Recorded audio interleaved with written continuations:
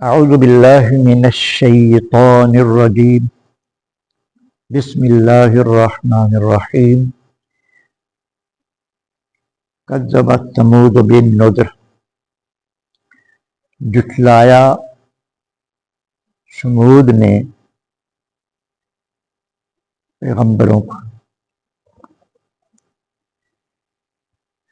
ثمود ایک قوم کا نام ہے،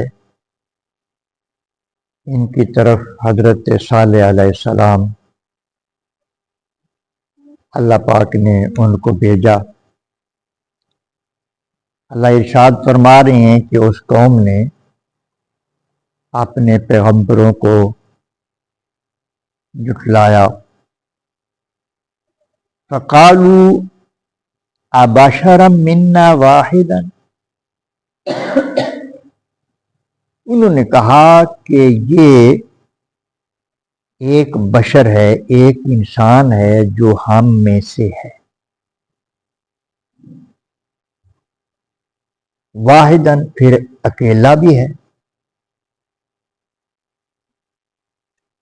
اللہ تبارک و تعالی نے ہمیشہ جس قوم کی طرف نبی کو بھیجا ہے اسی قوم میں سے ہمارے آقا حضور سرور کائنات صلی اللہ علیہ وسلم پوری نسل انسانی کے لیے اور جنات کی قوم کے لیے نبی بن کے ہیں، پوری کائنات کے لیے۔ لیکن انسانوں میں سے ہی انبیاء تشریف لائے ہیں، اور جس بستی میں مبعوث ہوئے ہیں نبی، وہ بستی کے لوگ نبی کی برادری بھی ہوتے تھے۔ اب برادری میں شروع سے لے کر ایک شریکے کا تصور چلا ہے، یہ سارے شریکے ہی چوٹ بیٹھا ہے، اس کو کیسے مان لیں؟ یعنی ہم میں سے یہ ہماری طرح کا انسان ہے، پھر ہم سارے ایک طرف ہیں، یہ اکیلا ایک طرف ہے، اور اس اکیلے کی کس طرح مان لیں؟ تم سارے گمراہ ہو، وہ اکیلے ہی ہدایت پر ہیں، تو اسی کی ماننے سے ہی تمہاری نجات ہوگی۔ نتبعہ، اگر ہم ان کی کیسے اتباع کریں؟ انا اذا لفی ضلال مسعور، اگر ہم اس کی پیروی کریں گے تو پھر ہم گمراہ ہو جائیں، اور پھر ہم گویا کہ ہم تو پھر پاگل ہوئے نا۔ شعور، پھر تو ہم پاگل ہوئے، ہماری عقل تو پھر کسی کام کی نہ ہوئی کہ اگر ہم اس کی پیروی کر لیں۔ یہ ان کی عقل تھی۔ اولقی الذکر علیہ من بیننا، کیا اتاری گئی ہے وہی ہمارے درمیان اس پر، ہمارے ہوتے ہوئے، ہم صاحب مال ہیں، ہم اکٹھے ہیں، ہم جائیداد والے، ہم چودھری، ہمارے ہوتے ہوئے بھی اس کی طرف وہی کی گئی ہے۔ بل ہوا کذاب اشر، استغفر اللہ، وہ کہتے ہیں کہ بلکہ یہ بہت بڑا جھوٹا ہے۔ آپ دیکھیں کہ کتنے بدتمیز ہوئے ہیں یہ لوگ، نبی کے بارے میں کیا بات کر رہے ہیں۔ اور یہ شیخی باز ہے، یعنی شوخیاں مارنے والا بندہ جس طرح کہتے ہیں، یہ الفاظ انہوں نے نبی کے لیے استعمال کیے۔ سیعلمون غدا من الکذاب الاشر، اللہ نے ارشاد فرمایا کہ کل ان کو پتہ چل جائے گا جھوٹا کون ہے اور شیخی باز کون ہے، کل ان کو پتہ چل جائے گا۔ انا مرسلون الناقۃ فتنۃ لہم، اللہ نے اپنے پیغمبر حضرت صالح علیہ السلام کو ارشاد فرمایا کہ ہم ان کی آزمائش کے لیے اونٹنی بھیج رہے ہیں، ان کو پتہ چل جائے گا۔ اللہ کو تو پتہ تھا نا ان کو کیا کرنا ہے اونٹنی کے ساتھ، اور ہم نے پھر ان کے ساتھ کیا کرنا ہے۔ انہوں نے موجزہ طلب کر لیا. قوم سمود نے حضرت صالح علیہ السلام سے موجزہ طلب کر لیا کہ یہ سامنے چٹان ہے پتھر کی، اس میں سے اونٹنی، بچی نہیں باقاعدہ پوری جوان اونٹنی ہو اور پھر وہ گابن ہو، سارے ہمارے سامنے وہ بچہ بھی دے دے، پھر ہم آپ کو مان جائیں گے. حضرت صالح علیہ السلام نے جب اللہ کی بارگاہ میں عرض کی، مولا کریم یہ مطالبہ کرتے ہیں، اللہ نے فرمایا ہم بھیج رہے ہیں. اللہ اکبر. تو ارشاد فرمایا فارتقبہم واصطبر، آپ ان کے انجام کا انتظار کریں اور صبر کرتے رہیں. اللہ نے اپنے پیغمبر کو یہ ارشاد فرما دیا.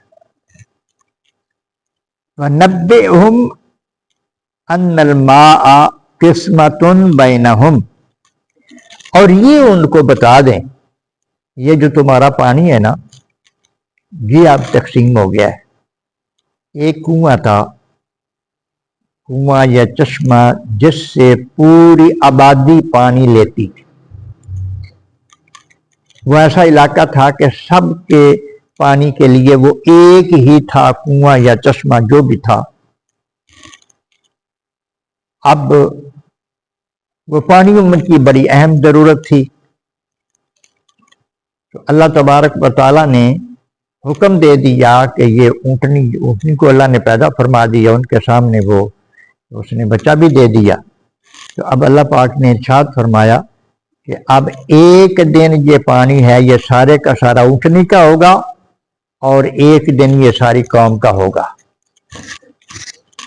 جس دن اونٹنی کے حاضر ہونے کا دن ہے اس دن اور کوئی یہاں نہ آئے، جس دن ان کا دن ہوگا اس دن اونٹنی یہاں نہیں آئے گی. اللہ اکبر.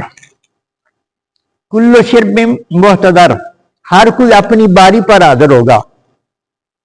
فنادوا صاحبہم فتعاطی فعقر، تو قوم نے اپنے ساتھی کو بلایا. قزار نام کا ایک شخص تھا، بڑا بدبخت اور بڑا ظالم تھا. اس کو بدترین شخص کہا گیا ہے اس قوم کا. اس کو انہوں نے بلایا کہ اس اونٹنی کے ساتھ کوئی ہاتھ کر. قصہ مختصر، اس نے تلوار پکڑی اور اونٹنی کو قتل کر دیا، صرف اس واسطے کہ یہ ایک دن کا پانی سارا پی جاتی. اس نے اس اونٹنی کو مار دیا. پھر اللہ تبارک و تعالیٰ ارشاد فرما رہے ہیں فَكَيْفَ كَانَ عَذَابِي وَنُذُرِ، اب اس کی عذاب کے قصے، اس قوم کی تباہی کے قصے پوری دنیا کے سامنے تھے.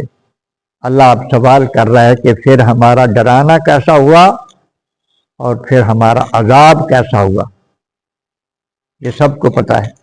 اِنَّا أَرْسَلْنَا عَلَيْهِمْ صَيْحَةً وَاحِدَةً، ہم نے بھیجی ان پر ایک چنگاڑ.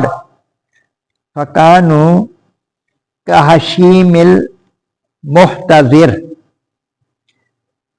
تو ان کا نقشہ اللہ تبارک و تعالیٰ نے کھینچا کہ وہ کس طرح ہو گئے.